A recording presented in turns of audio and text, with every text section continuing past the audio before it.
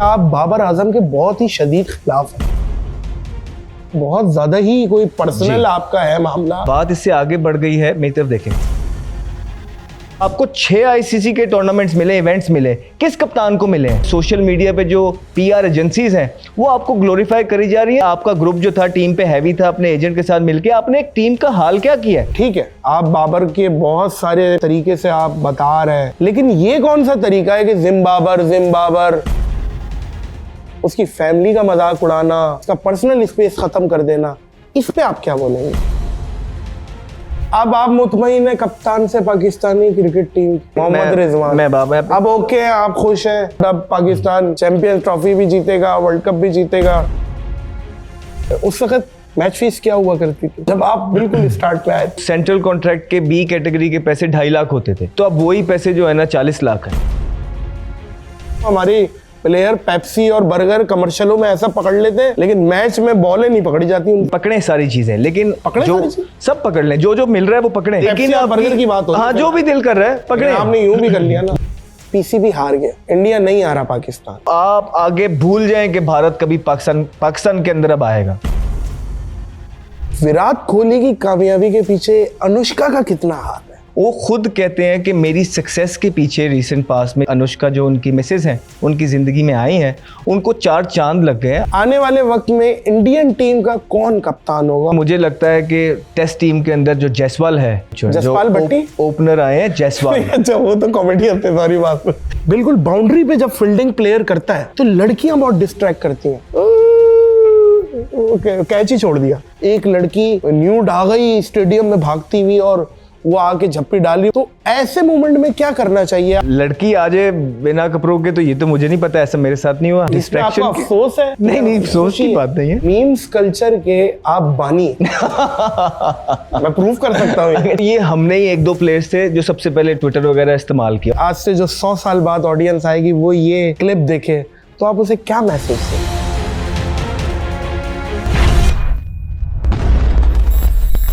अस्सलाम वालेकुम मोअज़्ज़िज़ ख़वातीनो हज़रात, मैं हूं नादिर अली। क्रिकेट के बड़े नामों में होती है जिसकी बात, वो है हमारा hero Ahmad Shahzad. Thank you. सलाम वालेकुम। वालेकुम अस्सलाम नादिर भाई। कोई डाउट नहीं है कि आप पाकिस्तान के बड़े ओपनर्स में से इसमें, ये नहीं कि आप मेरे सामने बैठे हैं। ओपनर का नर होना जरूरी है, नर होगा तो वो ओपनर होगा। अच्छा, और हमने देखा आपको कि यहाँ भी मार रहे हैं, यहाँ भी मार रहे हैं, वहाँ भी मार रहे हैं। कैसे आप? बिल्कुल ठीक था नादिर भाई, आप ठीक है? मुझे बहुत खुशी हुई एक दफ़ा फिर आपके शो पे, पहले भी मैं आया था, बड़ा मज़ा आया उस शो का, और एक दफ़ा फिर मैं आपके सामने बैठा हूँ। Thank you very much for having me. बिल्कुल बिल्कुल भैया, पिछली दफ़ा भी आपके आने से अगले पिछले रिकॉर्ड टूटे थे और इस दफ़ा भी टूटेंगे इंशाल्लाह व्यूवरशिप के। अहमद शहजाद को इस टाइम पाकिस्तानी टीम में होना चाहिए, लेकिन अहमद शहजाद यूट्यूब पे, अहमद शहजाद फेसबुक पे।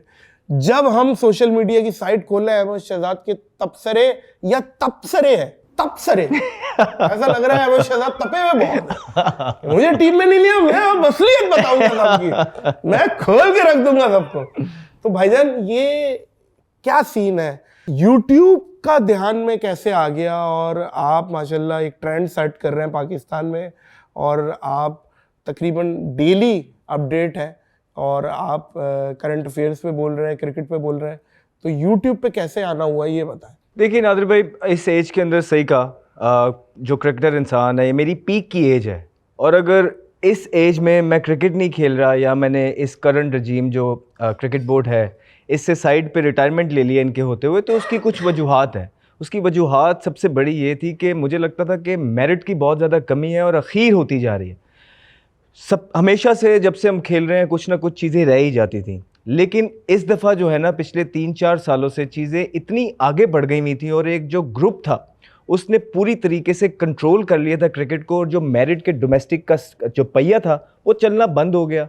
आपके प्लेयर्स जो हैं वो अमेरिका जाने लग गए, वहाँ खेलने लग गए। आपके प्लेयर जो हैं यूएई जाने लग गए, वहाँ नेशनैलिटी लेके जाने लग गए। बात काट रहा हूँ, आज खुल्ला बात होगी, हाँ खोल के बात होगी। तो अब वो यूएई आपके जो प्लेयर जाने लग गए हैं वो किस लिए जा रहे हैं? कोई पूछेगा किसी से? नहीं पूछेगा। वो इसलिए जा रहे हैं कि परफॉर्मेंसेस कर करके वो थक गए हैं। ना उनकी कोई पीआर एजेंसी है जिस तरह हमारे करंट प्लेयर्स की हैं, ना उनके बारे में कोई बात करता है। तो जब ये सारी चीज़ें हुई और उसके बाद फिर मेरा अपना नाम, मेरी परफॉर्मेंसेज अभी भी आप उठा के देखेंगे जो आखिरी सीज़न में खेला हूँ, हैवी परफॉर्मेंसेज है, और मेरा नाम उन परफॉर्मेंसेज पे कैंप में आया। और फिर उसके बाद मुझे बगैर बताए एक आपका सीनियर प्लेयर जिसने आपकी तरफ से मुल्क से 10, 15, 20 मैच जितने भी खेले हैं, देयर इज़ अ वे उनको बाहर निकालने का ना, करने का, आप उन्हें लूप में लेते हैं, कम्युनिकेशन होती है। तो जब कोई इस तरह की चीज़ नहीं हुई और मुझे जो है ना बगैर बताए ड्रॉप कर दिया गया, उसके बाद मुझे लगा कि that is it, enough is enough, कि इतनी परफॉर्मेंसेस के बाद भी अगर मैंने टीम के अंदर नहीं आना है, सो आई विल मेक श्योर कि मेरे लिए तो किसी ने उस तरह आवाज़ नहीं उठाई, लेकिन मैं जो मेरे डोमेस्टिक के प्लेयर्स हैं जिनके साथ ज्यादतियाँ हो रही हैं, मैं उनके लिए आवाज़ उठाऊंगा। इस वजह से मैंने यूट्यूब जो है ना खोला कि आई विल मेक श्योर, और आज भी आप देख लें मेरे जितने भी पॉडकास्ट हैं या जो भी मैंने किए हैं, मैंने अपने लिए अभी तक एक भी रोना नहीं रोया, ठीक है। मैंने नहीं कहा कि मेरे साथ ये हो रहा है, मेरे साथ वो हो गया, नहीं, लेकिन मैंने मेक श्योर किया कि अवाम को वो जो सेक्रेट काउस थी उनकी हकीकत बताई, मैंने अवाम को ये सारी चीज़ें बताई हैं, किस तरह ये ग्रुप जो था ये काम कर रहा है। फिर परफॉर्मेंसेज आपके सामने हैं, और वर्ल्ड कप के अंदर जिस तरह हमने बयान किया वो अब पूरी दुनिया को हर एक चीज़ पता है मुझे, मतलब कि जो एक बयानिया था वो सेट हो गया है। बस अब ये है कि जितने भी डोमेस्टिक के प्लेयर्स हैं, आई विल मेक श्योर कि उनके लिए आवाज़ उठाता रहूँ। यानी बिल्कुल आप उठा रहे हैं। और मोज़ेस गवा तीनों हजरात, अगर सनसनी और सच्ची बात क्रिकेट के हवाले से सुननी है ना, तो अहमद शहजाद का यूट्यूब सब्सक्राइब कर लें आप। बस ये एक जहन में आपको मैं काम की बात बता रहा हूँ। आज की पॉडकास्ट की सबसे काम की बात यही है कि अहमद शहजाद, हाँ ये तो एक दफ़ा है, अगली दफ़ा कोई और गेस्ट होगा, लेकिन अहमद शहजाद का यूट्यूब चैनल सब्सक्राइब करने से आपको ये फ़ायदा है कि असल बात आप तक पहुँच जाएगी। देसी घी, क्रिकेट का देसी घी आपके पास है। सबसे पहले स्टार्ट लूँगा मैं उस मोमेंट से जब पहली दफ़ा आपका नाम अनाउंस हुआ ग्रीन शर्ट्स के लिए और आपको स्टार मिला, मतलब you are selected in Pakistani team. वो मोमेंट क्या था, किसने बताया, किसने फ़ोन किया, आप कहाँ थे, वॉशरूम में थे, कहाँ थे, कोई खाना खा रहे थे, कहाँ थे? बंदा वॉशरूम भी होता है ना, आ रहा हूँ, बंदा गेट कटाया, बाहर निकल भाई, बाद में छोटा पेशाब करिए, बहुत बड़ी न्यूज़ है।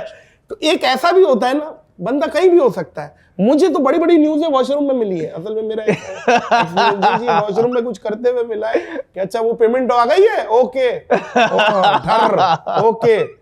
तो वो मोमेंट जरा बताइएगा कि वो मोमेंट क्या है कि जब आपका नाम अनाउंस हुआ और घर वालों की क्या फीलिंग्स थी, ये सब जोड़े। तो वॉशरूम में मैं नहीं था तो मैं बेसिकली कराची के अंदर था। हाँ। और श्रीलंका यहाँ आई थी, आपको याद होगा जब अटैक हुआ था श्रीलंका, वो मेरी पहली सीरीज थी, वो मेरा डेब्यू सीरीज थी। उससे पहले परफॉर्मेंसेस वगैरह थी, मेरा साइड मैच में नाम आया, श्रीलंका ने जो प्रैक्टिस मैच खेलना था ना उसमें मेरा नाम आया, और उनके सारे बॉलर्स मुरलीधरन, मेंडिस, दिलारा फर्नांडो, मिरांडो एक उनका था, चमिंदा वास, पूरी उनकी टीम खेल रही थी। वहाँ मैंने 150 किया, शाहिद अफरीदी गालिबन कप्तान थे, उधर सिलेक्टर्स भी बैठे थे उस टाइम पे, मरहूम अल्लाह जन्नत नसीब करे अब्दुल कादिर साहब जो थे वो सिलेक्टर थे, चीफ सिलेक्टर। तो उन्होंने मुझे बुलाया जब मैं वो इनिंग खेल के आया, और जो है ना मुझसे शेक हैंड किया, और सबसे पहली दफ़ा उन्होंने मुझे बताया कि कंग्रेचुलेशंस, आपको हम सिलेक्ट करने लगे हैं, all the best, make your country proud. तो वहाँ मुझे पहला पता लगा। फिर मैंने घर बताया, ऑब्वियसली घर वाले भी इमोशनल थे, मैं खुद भी इमोशनल था। और कराची में मुझे वो जिम खाना में जो है ना न्यूज़ मिली थी श्रीलंका जब आई थी कि वहाँ मेरा नाम आया था। बस रियली रियली हैप्पी, अल्हम्दुलिल्लाह। क्या बात है, क्या बात है। और उस वक्त मैच फीस क्या हुआ करती थी जब आप बिल्कुल स्टार्ट में आए थे? नहीं देखिए, मैच फीस का तो कंपैरिजन ही नहीं है ना। अब जिस तरह मैं अब खेल रहा था जब, तो सेंट्रल कॉन्ट्रैक्ट के बी कैटेगरी के पैसे 2.5 लाख होते थे, तो अब वही पैसे जो है ना 40 लाख है। ए कैटेगरी के पैसे जो है ना अभी पाकिस्तान टीम को जो मिल रहे हैं वो 55 to 60 लाख है महीने का। मैच फीस अलग, मैच फीस अलग, फिर आपके बल्ले के पैसे अलग, फिर आपके लोगो मनी एक पेप्सी का साल के एंड में आता है वो अलग। तो इंतहा के पैसे हैं, ठीक है, इंतहा के पैसे हैं। अनफॉर्चुनेटली हमारे जो करंट लॉट है वो पैसों के पीछे अभी ज़्यादा नज़र आ रही है, ग्राउंड के अंदर परफॉर्मेंसेस जो है ना वो मिसिंग है। यही वजह है कि आपकी टीम की जो परफॉर्मेंसेस हैं वो हम सबके सामने। नहीं तो मैं तो यही बोलता हूँ, हमारी प्लेयर पेप्सी और बर्गर कमर्शियलों में ऐसा पकड़ लेते हैं, लेकिन मैच में बॉलें नहीं पकड़ी जाती उनसे। देखिए हम भी कहते हैं कि पकड़ें सारी चीज़ें, लेकिन पकड़े जो सब पकड़ लें, जो जो मिल रहा है वो पकड़ें। अच्छा, लेकिन आप बर्गर की बात हो, हाँ जो भी दिल कर रहा है पकड़े। आपने यूं भी कर लिया ना। देखिए जो मर्जी पकड़ लें, लेकिन बात सिर्फ इतनी है कि जो आपके मुल्क के साथ लगाव है ना वो हमेशा सबसे ऊपर होना चाहिए। आपको समझना चाहिए कि आप कर क्या रहे हैं। आप एम्बेसडर हैं, आपको अल्लाह ताला ने मौका दिया है, चुना है उन लोगों में से कि आप मुल्क का जो है ना झंडा आगे लेके जाएं। तो जब पैसे से प्यार ज़्यादा हो जाता है और अपने मुल्क से जो चीज़ें हैं वो आप कॉम्प्रोमाइज़ कर देते हैं या ग्रांटेड ही ले लेते हैं, ये वजह होती है कि आपकी क्रिकेट जो है ना नीचे आने लग जाती है और लोग आप पे बातें करने लग जाते हैं। आप पैसे पकड़े, दोनों हाथ से नहीं, चारों हाथों से पकड़ें, लेकिन जो मुल्क से प्यार है और वो जो रिस्पॉन्सिबिलिटी आपके सर पे है, वो आप पैसे का सोचेंगे तो कभी भी अपना 100% जो है ना ग्राउंड में दे नहीं पाएंगे। नहीं देखिए, पैसा फकीर से लेके बादशाह सबकी जरूरत जी। है, ख्वाहिश भी है। बिल्कुल आपकी बात सही है, पैसा पकड़े लेकिन वर्ल्ड कप भी पकड़े, बिल्कुल ना, चैंपियंस ट्रॉफी भी पकड़े, बिल्कुल, एशिया कप भी पकड़े, बिल्कुल बिल्कुल, सीरीज की ट्रॉफी भी पकड़े, बिल्कुल, खुदा की कसम पकड़े, कुछ तो पकड़े, कैच तो पकड़े, हाँ। कैच ही नहीं पकड़ रहे। यकीन करे, बड़ा दुख होता हमारे यहाँ विकेट कीपर नहीं गोल कीपर खिलाते हैं, यूं रोक रहे हैं सिर्फ, पकड़ नहीं रहे। बड़ा दुख होता है नादिर भाई। अभी पीछे एक मैच हुआ, देखे ये पार्ट ऑफ गेम है, हम सबको पता है कि कैच छूट जाते हैं, लेकिन एक एक मैच में 5-5 कैच इकट्ठे छोड़ देते हैं। तो मतलब ऐसा लग रहा होता है कि शायद तेल लगा हुआ है हाथों के अंदर। मतलब ऐसा नहीं होना चाहिए। आप हर चीज़ पकड़ें, लेकिन जो चीज़ पकड़ने वाली है वो भी पकड़ें। वो तभी पकड़ेंगे कि आप उस पर फोकस करेंगे, कमिटमेंट देंगे, प्रोसेस को याद रखेंगे। आप अपना जो मेन चीज़ है क्रिकेट, उस पर टाइम लगाएंगे, ये सारी चीज़ें आपके पीछे भागती हुई चली आएंगी। आप बड़े लकी हैं कि आप लोगों को इतने चांसेस मिल रहे हैं। हमारे पास 2 ही मैच थे, उठा के देख लें हिस्ट्री आप। तो ये जो जितने लोग ये लकी हैं जिनको इतने मौके मिल रहे हैं ना कि 25-25 इनिंग्स के बाद भी 26वीं इनिंग मिल रही है, इसका खुदारा इसका ख्याल करें और इसको समझें कि आप कितने लकी हैं कि आपको मिल रहे हैं, और अपनी रिस्पॉन्सिबिलिटी को समझें टुवर्ड्स योर कंट्री। अच्छा, इसी पे एक चीज जहन में आ रही थी और मैं भी फर्स्ट हैंड मुझे नॉलेज है इस चीज पे, मैं चश्मोदीद गवाह भी हूं। फील्डिंग करते हुए बिल्कुल बाउंड्री पे जब फील्डिंग प्लेयर करता है तो लड़कियां बहुत डिस्ट्रैक्ट करती हैं, कैच ही छोड़ दिया। मैं ऐसे प्लेयर्स को जानता हूं जिनसे कैच छूटे और मैं बैठा हुआ था और मैं उसको भी देख रहा हूं जिसने दिखाया। तो ऐसा फील्डिंग करते हुए ऐसे मुल्कों में, खासतौर पे यूके, ऑस्ट्रेलिया, वहां जरा आपको पता है कपड़े इतने महंगे हैं कि पहनते ही नहीं है। ठीक है, तो उस पे कितना मुश्किल होता है कि यार इस तरीके से, वसीम भाई बता रहे थे एक लड़की अल्लाह माफ करे बिल्कुल न्यूड आ गई स्टेडियम में भागती हुई और वो आके झप्पी डाल रही। वसीम भाई कपिल शो में बता रहे थे ये। तो इस तरीके के भी मूवमेंट हो जाते हैं, दिमाग बंद हो जाता है बंदे का। जाहिर है कि ये क्या देख लिया मैंने। तो ऐसे मूवमेंट में क्या करना चाहिए आपके हिसाब से और क्या होना चाहिए? वो लड़की आ जाए बिना कपड़ों के तो ये तो मुझे नहीं पता, ऐसा मेरे साथ नहीं हुआ। हाँ, जो आप डिस्ट्रैक्शन, अफसोस है? नहीं अफसोस की बात नहीं है। मैं ये बोल रहा हूँ, हाँ मैं ये बोल रहा हूँ कि अगर खुशी की बात है, अगर क्राउड के अंदर आप लड़कियों की बात करें तो नादिर भाई कुछ ग्राउंड्स ऐसे होते हैं कि जिसमें जो ऑडियंस बैठी होती है ना वो बिल्कुल साथ साथ बैठी होती है, तो वहाँ तो आपको समझ लग रही होती है चीज़ों की, आप देख रहे हो। कुछ ग्राउंड्स में बहुत पीछे होता है, तो मेरे ख्याल से कई प्लेयर्स इसको एज अ मोटिवेशन भी लेते हैं, और हमने कुछ सीनियर प्लेयर्स से ये सुना भी हुआ है कि वो प्रेफर करते हैं वहाँ जाना जहाँ लड़कियाँ बैठी हों। अच्छा। उनको उससे मोटिवेशन मिलती है, उनको लगता है कि उनका बेस्ट निकल के सामने आता है। तो देखिए, एज लॉन्ग एज नादिर भाई आप वो मोटिवेशन अपनी ग्राउंड के अंदर टीम के लिए लगा रहे हैं और अच्छा हो रहा है, तब तो ठीक है। अगर आप डिस्ट्रैक्ट हो रहे हैं किसी भी चीज़ से, चाहे वो ख़वातीन है, खातून है, कोई भी चीज़ है, तो वो आपको नहीं करनी है। तो इसका सबसे अच्छा जज जो होता है इंटरनेशनल क्रिकेट में वो इंसान खुद होता है, क्योंकि आप दूसरों को तो कुछ भी कह सकते हैं, लेकिन आपको खुद पता है कि आपकी बॉडी कैसे रिएक्ट करती है और आपने अपने आप को वैसे ही लेके चलना है। मैं समझता हूँ मीम्स कल्चर के आप बानी मैं प्रूव कर सकता हूँ। अच्छा।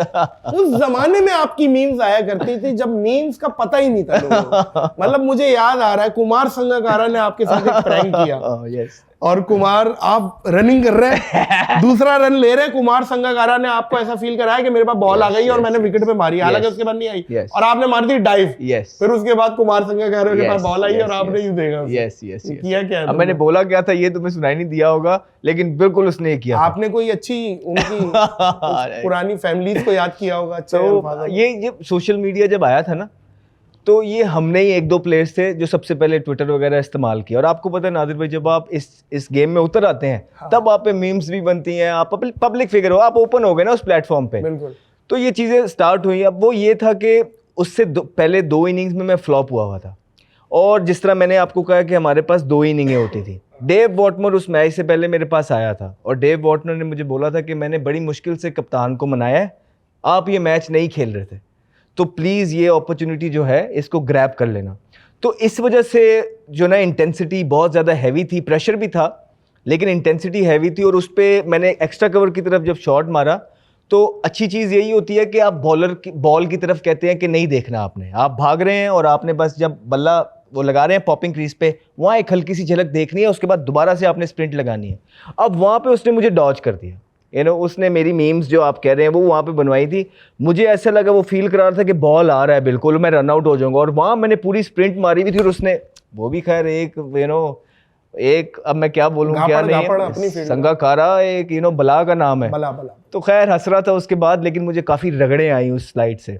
हाँ, मुझे काफ़ी रगड़े आई। Anyways it was good time, अच्छा टाइम। द संगाकारा इटसेल्फ क्या प्लेयर है और क्या मजा आता था उसके साथ। मैं समझता हूँ बाबर और विराट की कवर ड्राइव पे बात होती है, बच्चों संगाकारा की भी कवर ड्राइव देखो। ओफ आउटस्टैंडिंग, स्टाइलिश, ओहो, मैं कह रहा हूँ खूबसूरती, और हैंडसम बंदा, पढ़ा लिखा है, ठीक है वो। पर जब बात करते हैं कि बड़ा ज़रूरी है कि आप जब अपने मुल्क के एम्बेसडर नादिर भाई हो जाते हैं ना, आपका बातचीत हर एक चीज़ जो तरीका है वो बहुत ज़रूरी है कि आप किस तरह जो है ना अपने आप को आगे लेके चल रहे हैं। आप एम्बेसडर हैं, तो Sangakkara is just a legend of the game and is right up there. एक उसको भी क्लेरिफाई कर दें, एक वो जो कैच वाली मीम थी और वो नीचे गिर गया, आपने यूं उठाया, आपने कहा आउट है और पूरी टीम जुड़ गई आउट है, तो उसमें आपको पता था ये नीचे गिर नहीं पता? सच बता, मैंने लास्ट टाइम भी आपको बोला था, मैं सच बोल रहा हूँ। मुझे देखिए, अगर आप वो क्लोजअप करके देखेंगे ना, मीम्स तो बन गई ऑब्वियसली, लेकिन अगर आप क्लोजअप करके देखेंगे, वो जो मैंने डाइव मारा था उस पर बॉल मुझे ऐसे ही लगा, जब फिनिश हुआ यहाँ पे था, मैंने उसी हिसाब से कहा आउट है।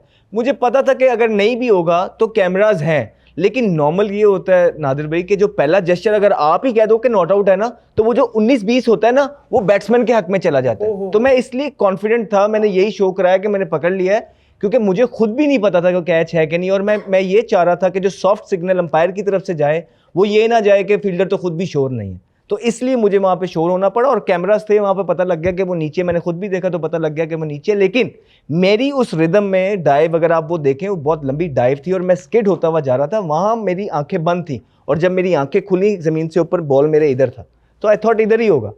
So that was the case. Last time मैंने आपको ये बताया था। अच्छा, एक और भी क्लैरिफाई कर दे, बताएं। वो बॉल लगी थी और आप लेट गए, स्ट्रेचर मंगाया गया, एम्बुलेंस आई, ऐलान हो गया,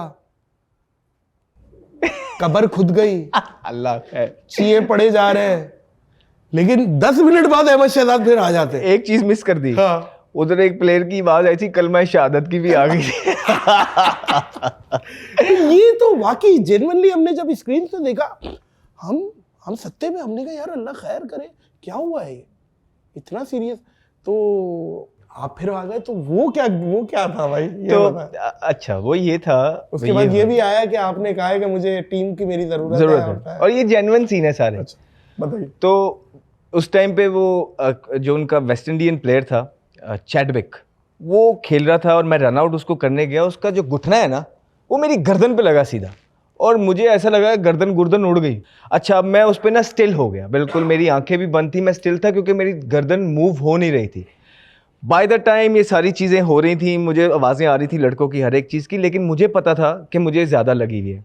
खैर, उन्होंने जब एम्बुलेंस बुला ली ना अंदर, तो उन्होंने मुझे एम्बुलेंस के अंदर जब डाला है तो मेरी गर्दन सीधी थी। अब वो ग्राउंड के अंदर बम्प्स थे, जैसे ही वो बम्प्स आए, या बाहर सड़क पे भी जब मुझे हॉस्पिटल लेके जा रहे थे बम्प्स आए, वो मेरी कड़ाका जो था वो निकल गया, and then I moved, it was okay. मैंने गाड़ी के अंदर से ही, जो मैनेजर साहब आगे बैठे हुए थे, मैंने उन्हें बोला कि सर वापस चलते हैं, वो जो निगल था, क्लिक था, वो निकल गया है एंड आई फील बेटर। कहते नहीं आपने तो जाना है, एक्सरे हो गई होगा। मैं कहा सर कोई खुदा का खौफ खाए, मुल्क को मेरी ज़रूरत है। कहते तेरी का तो ज़रूरत है, तू तो आउट हो गए। मैं कहा फील्डर भी तो हूँ ना मैं। अच्छा, कहते अच्छा अब एक्सरे के बाद ही तू वापस जाएगा। नहीं, सही मज़ा मुझे तब आया था जब आगे बैठे हुए ना कहने नहीं अब तेरी क्या ज़रूरत है, तू तो आउट हो गया, हम फील्डिंग कर रहे हैं। वहाँ मेरी भी ऐसी निकल आई थी। क्या बात है, लेकिन है बड़ी इंटरटेनिंग। तो इससे ये सहरा जाता है कि मीम्स का बानी अगर कोई है जब मीम्स की इस्तेलाह भी लोगों को नहीं पता थी तो वो अहमद शहजाद है। ये मैं बता दूं आपको। भाईजान, अंग्रेजी की सेइंग है, we can choose our friend but we can't choose our neighbour. ओहो। एक पड़ोसी है जो बज़ाहिर कमजोर है, एक पड़ोसी है बहुत रिच है, बड़ा है। उसका इस्लाम भी हमारा कहता है कि उस पड़ोसी पे हक है कि छोटे का ख्याल रखे, कमज़ोर का, जो हमारी शरीयत कहती है कि खाना पहुंचाया जाए। बज़ाहिर तो ऐसा लग रहा है कि पीसीबी हार गया, जयशाह जीत गया, बीसीसीआई जीत गया, इंडिया नहीं आ रहा पाकिस्तान। अब क्या हम हाइब्रिड मॉडल पे जा रहे हैं, क्या कर रहे हैं? दो माइंडसेट आए हुए हैं। एक बहुत संजीदा लोग बोल रहे हैं कि वॉकआउट कर जाएं, पीछे हो जाएं। इज्जत की बात है, अब नहीं खेलना हमने, नुकसान होगा बर्दाश्त करेगा पाकिस्तान। अब इज्जत पे बात है। या आपको लगता है कि हाइब्रिड मॉडल पे जाके खेला जाए या डबल रेवेन्यू लिया जाए?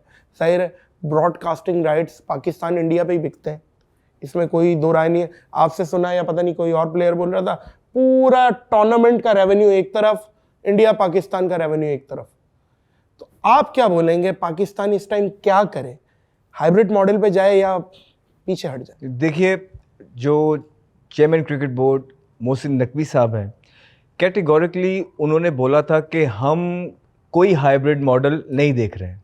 हमने जितनी भी क्रिकेट है, या भारत को पाकिस्तान आना पड़ेगा और यहीं आके खेलना पड़ेगा।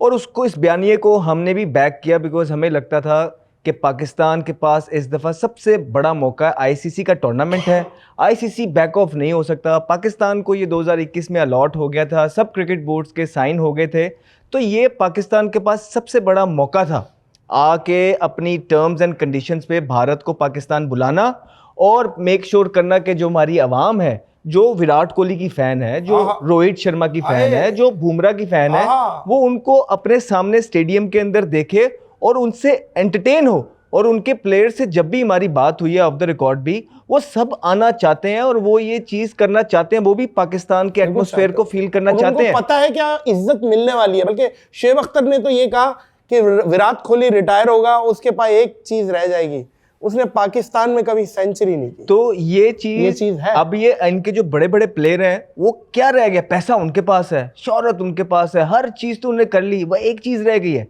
वो पाकिस्तान ये वाली लौट नहीं आई, तो वो तो खुद आना चाहते हैं। अब ये पाकिस्तान क्रिकेट बोर्ड के पास मौका था। अनफॉर्चुनेटली जो खबरें आ रही हैं, अभी कुछ भी डिसाइड नहीं हुआ है, खबरें आ रही हैं कि फ्यूजन जो है ना, पाकिस्तान क्रिकेट बोर्ड ने उनको ऑफर कराई है, जो कि आप समझ लें हाइब्रिड ही है।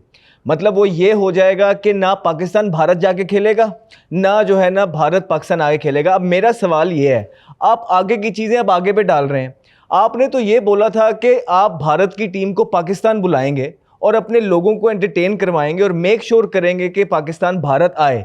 अब आप जाके दोबारा से हाइब्रिड मॉडल पे अगर मान रहे हैं, जो कि न्यूज़ रिपोर्ट कर रही है अभी तक, तो ये मुझे बताइए, ये तो यू टर्न हो गया ना एक दफ़ा फिर से। आपने पाकिस्तान क्रिकेट बोर्ड ने दोबारा से यू टर्न की तरफ जा रहा है, जो खबरें आ रही हैं, which is I think is not on. मुझे लगता है कि पाकिस्तान के पास बेहतरीन मौका था कि भारत को इधर बुलाया जाए और यहाँ मेक श्योर किया जाए कि हमारी जो अवाम है उनके प्लेयर से लुत्फानंदोज़ हो, उनको खेलता हुआ देखे और उनके प्लेयर्स जो हैं हमारी अवाम को एंटरटेन करें। लेकिन पाकिस्तान क्रिकेट बोर्ड, मुझे लगता है कि इस दफ़ा ये करने में नाकाम रहा। और फिर क्या गारंटी है कि भारत अपनी चीज़ों पे दोबारा से खड़ा रहेगा? क्योंकि भारत, जब हमने पहले हाइब्रिड मॉडल किया, भारत ने कैटेगोरिकली बोला था कि हम 5 मैचेस की सीरीज टेस्ट मैच की ना खेलने आएंगे पाकिस्तान से। क्या वो आया? नहीं आया ना। सो इवेंचुअली अगर आप इस फ्यूजन मॉडल पे भी जा रहे हैं, जो कि हाइब्रिड मॉडल ही है, आपने एक दफ़ा फिर आवाम के इमोशन से खेला, मीडिया को सारा एक ट्रक की बत्ती के पीछे लगाया, हमने आपको सपोर्ट किया और लग अब यही रहा है कि मोहसिन नकवी साहब जो हैं इतनी बड़ी बड़ी बातें करके दोबारा से यू टर्न। यार अल्लाह उनको भी कामयाब करे। देखें, बात यही है कि पता नहीं 14 अरब, पता नहीं 15 अरब, इतना पैसा लगा दिया है पाकिस्तान ने। जाहिर है चीज़ों को मेंटेन कर रहे थे हम, और डिसअपॉइंटमेंट होगी अगर नहीं हुआ चैम्पियंस ट्रॉफी पाकिस्तान में, बहुत अफसोस होगा। वही वाली बात कि एक अच्छे पड़ोसी का किरदार अदा करना चाहिए। देखिए, चैंपियंस ट्रॉफी पाकिस्तान में ही होगा, लेकिन भारत यहाँ खेलने नहीं आएगा।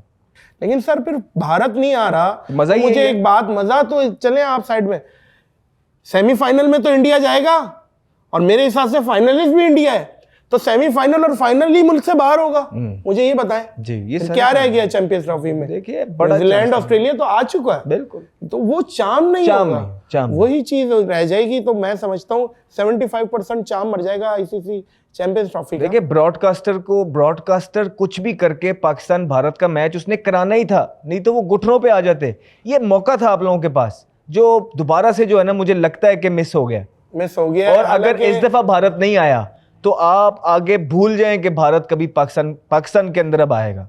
अब आप ये भूल जाइए, क्योंकि ये आईसीसी का इवेंट बड़े अरसे बाद आया था और आईसीसी के इवेंट में ही जो है आप भारत को यहाँ सिर्फ ला सकते थे।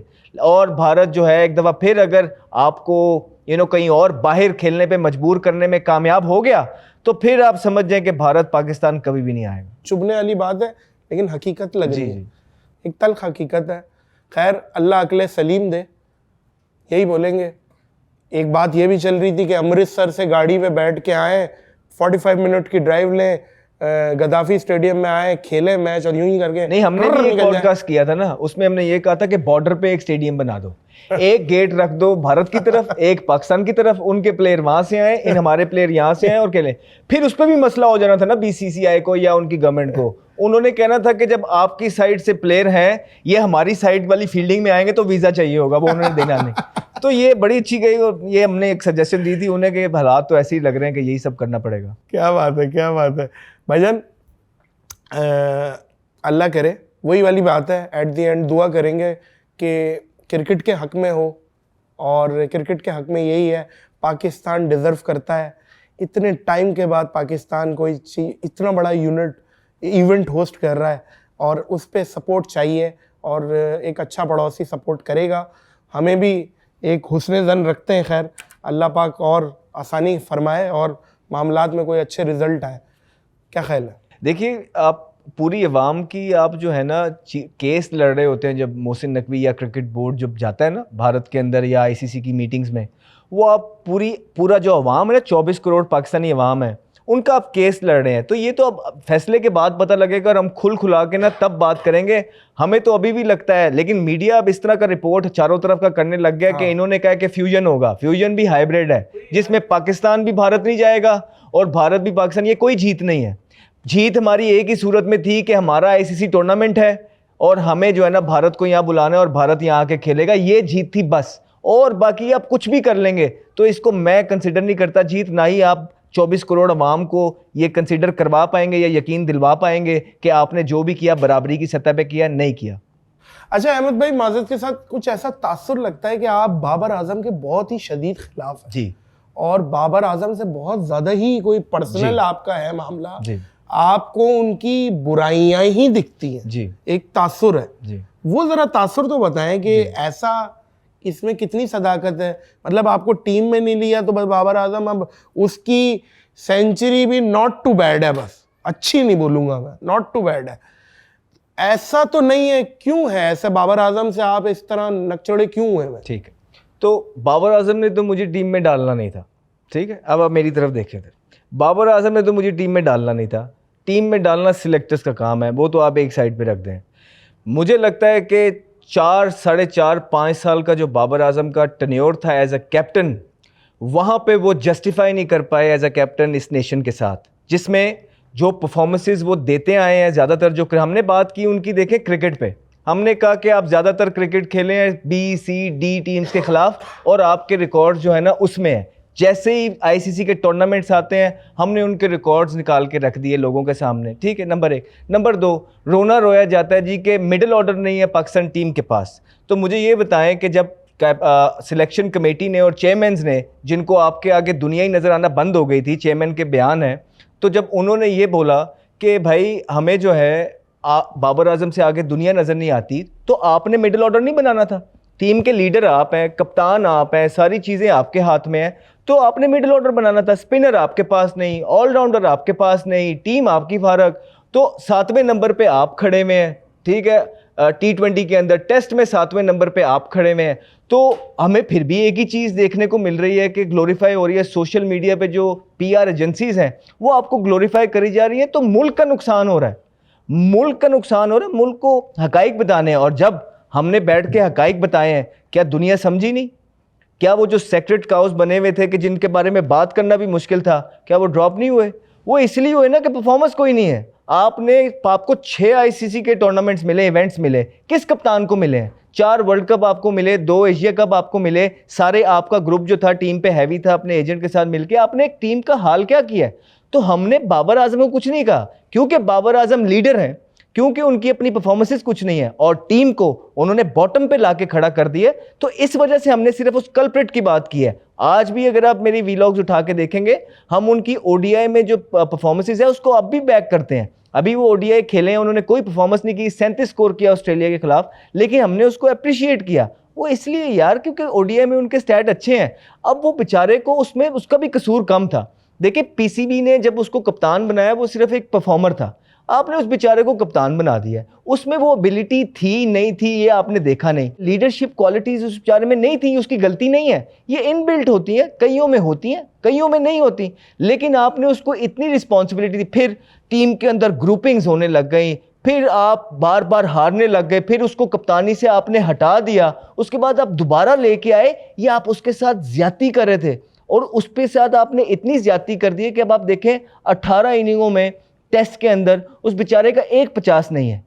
ठीक, T20 के अंदर क्योंकि ग्लोरीफाई होते रहे और ये PCB भी उनके पीछे छुपता रहा। कोचेस जो है ना, सारी चीज़ें कोचेस ने जो है, जितने भी कोच होते थे, बाबर आजम और 1-2 लड़कों पे छोड़ी हुई थी, रिजवान वगैरह में, तो उनकी गलतियां तो किसी ने बताई नहीं। अब जब लोग गलतियां बता रहे हैं कि भाई इनका पावर प्ले में छिक्का कोई नहीं है, फिर ये इनके 4000 T20 में जो रन हैं वो लूजिंग कॉज में है कि जब ये परफॉर्मेंस करते हैं, आपकी टीम, पाकिस्तान टीम मैच हारती है और 4000 रन जो है वो लूजिंग कॉज में।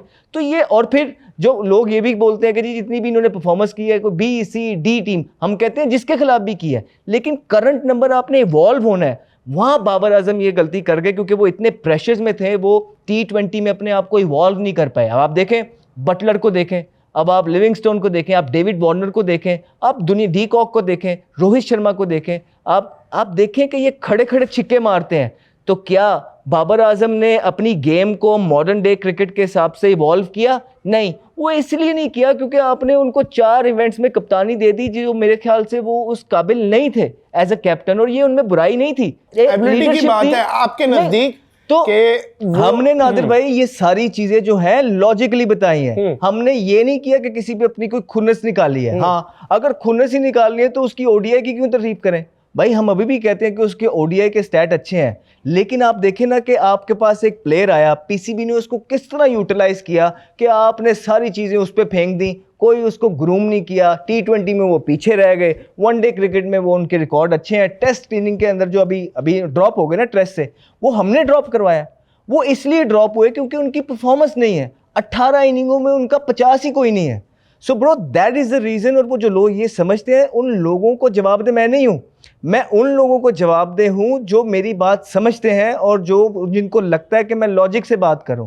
मैंने कभी भी कोई चीज़ हवा में नहीं की है, मैंने ऑन पेपर्स रिकॉर्ड्स के साथ सारी बात की है। मुझे लगता है कि एक लीडर की रिस्पॉन्सिबिलिटी होती है, स्पेशली जब आपको ऑल इन ऑल बना दिया जाए कि आपने अपनी टीम बनानी है। बाबर आजम वो करने में नाकाम रहे, कोई ICC का इवेंट जितवाने में नाकाम रहे, अपनी टीम का मिडिल ऑर्डर बनाने में नाकाम रहे, अपने आप को इवॉल्व करने में T20 क्रिकेट में नाकाम रहे, टेस्ट में जो है ना 18 इनिंगों में उनका कोई 50 नहीं है। तो ये सारी चीज़ें बाबर आजम का फ्लॉ है जिसको हमने लोगों के सामने रखा है। और मेरा मतलब है कि सारी चीज़ें बर्दाश्त हो जाती अगर आपकी टीम की रैंकिंग्स अच्छी होती। आप टीम की रैंकिंग तो देखो, आप जिम्बाब्वे से भी हार गए हो।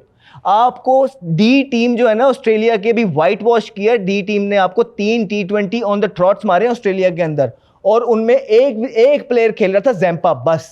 तो ये आपका कैलिबर है, कैलिबर आपका क्रिकेट का ये है। और आपका एक एक छक्का ग्लोरीफाई हो रहा हो, ये मुल्क के साथ ज्यादती है। अब नहीं दूसरे प्लेयर PR एजेंसियां रख सकते, मुल्क आपने जो पहिया है डोमेस्टिक का वो बंद कर दिया एज अ लीडर। आपने लोगों को चांसेस नहीं दिए, लोग छोड़ छोड़ के UAE USA जा रहे थे, आप कप्तान थे, आपने ये सारी चीज़ों का ख्याल रखना था, आप ये करने में नाकाम हुए हैं।